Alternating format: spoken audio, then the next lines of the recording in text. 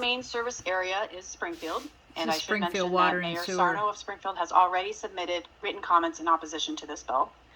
And we also serve 9 other communities, including Agawam and Southwick and others who drink water from Cobble Reservoir. Cobble Mountain Road, which the bill pertains to, was built by the city of Springfield, which is our predecessor, around 1930 when it constructed Cobble Mountain Reservoir and Dam, upon which the road traverses. The watershed land around the reservoir that the city and the commission now owns was never open to the public from the very beginning to protect the water supply. DCAM now owns Cobble Mountain Road today and closed the segment traversing the dam in the wake of 9/11. To paint a picture of the type of sensitive infrastructure we're talking about along this road segment, the earthen dam is about the height of the tallest building in Springfield, and right at the end of the dam is a gatehouse that controls the flow of water to the system. The water and large intake pipes are mere feet away from the road. And I also want to take the time just to clarify a few comments made earlier in earlier testimony.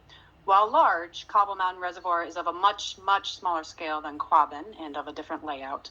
And of course, there are no state police barracks at Cobble Mountain Dam. It is true that we do allow public access to our older Ludlow Reservoir, but that is a backup supply that has not been in active use since the 1990s. Blandford itself also restricts public access to the land immediately surrounding its own reservoir, Long Pond, in accordance with water supply best management practices. H2992 would compel DCAM to open the road to walking, biking, and equestrian use, all of which I admit sounds harmless enough. But the reality is that this minor recreational benefit that this bill is seeking is not at all proportional to the very real threats that increased public access on this road poses to the entire region's drinking water supply. It is not merely a local issue.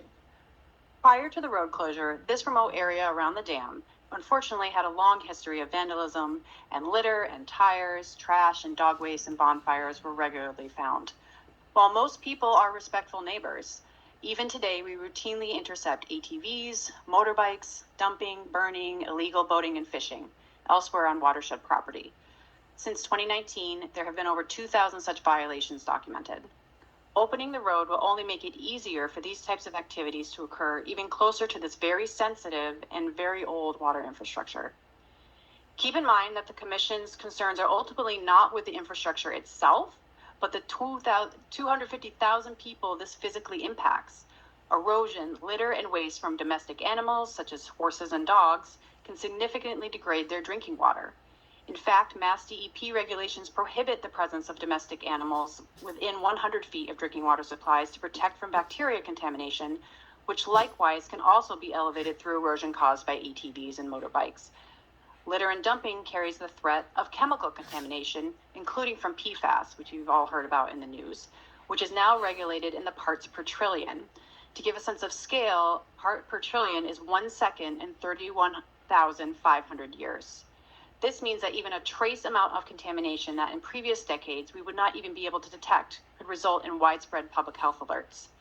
And on this topic, it should not go unmentioned that a large portion of the residents of Springfield and the surrounding communities also already reside in designated environmental justice areas that have historically and disproportionately suffered the impacts of pollution.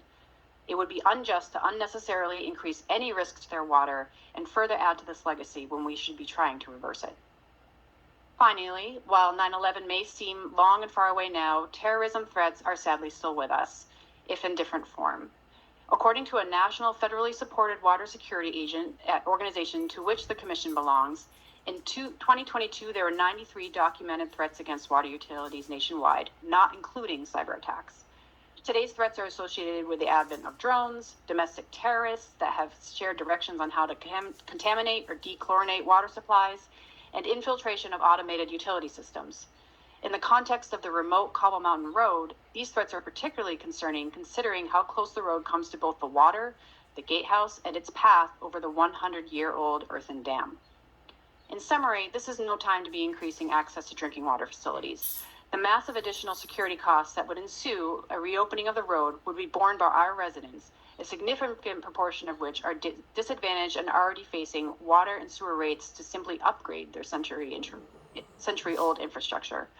The public health and livelihood of the Springfield region's residents, as well as the state of our entire region's economy, depends on having a safe and protected public water supply, and we urge you to issue an adverse report on this bill.